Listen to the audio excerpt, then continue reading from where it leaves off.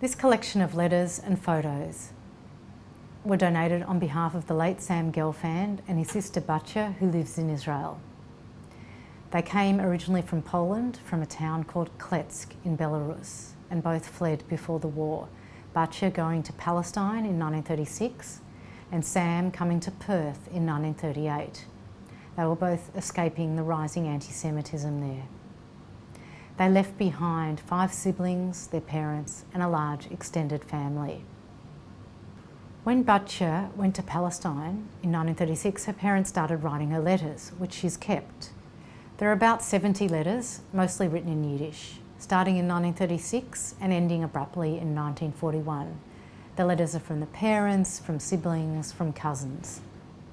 When they were given to me, I was told they don't say very much, meaning they don't really convey the true horror of life for that Gelfand family living in Kletsk, firstly under Soviet occupation and then under Nazi occupation.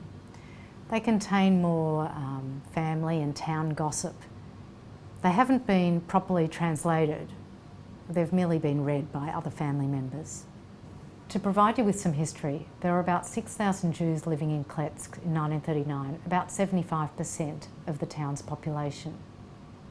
When the Germans invaded in October 1941, there was a mass murder of 4,000 Jews, including Jews from surrounding towns. The remaining Jews were put into a ghetto and then sent to camps by August 1942. After having lived in Kletsk for over 400 years, Kletsk was now Judenfrei, or free of Jews. Among the items donated is a photo from 1936 taken at Batya's farewell of the whole family. There must be about 50 people in this faded black and white photo. Apart from Batya and Sam and 2 others, almost all the others were murdered 5 years later. Batya returned to Kletsk in 1991 to attend a memorial service on the 50-year anniversary of the mass murder of the Jews of Kletsk. There are 2 memorial stones on the 2 main sites of the murder. As there are few Jews left, not many attended the service. But in the photos of the event, there are 2 elderly local women standing beside the memorial stone.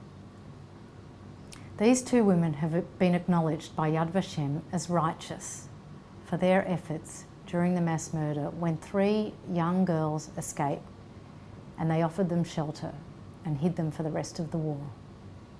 Back to the letters that apparently say nothing. The handwriting is not so beautiful, but it's a father and mother's words to their precious daughter who had fled. They lived in a small town in Belarus, and the father made small goods in the back of their house. Writing probably didn't come easy to them, but they were forced to communicate in this way. And what could they say to their daughter far away? Could they tell her what was really going on? They were living under Soviet occupation and then Nazi occupation. Parents don't like to worry their children, so they keep the letters light and don't say very much. But even without translating them, I can make out a few important facts. Firstly, we can see how badly the parents missed their daughter, writing so many letters.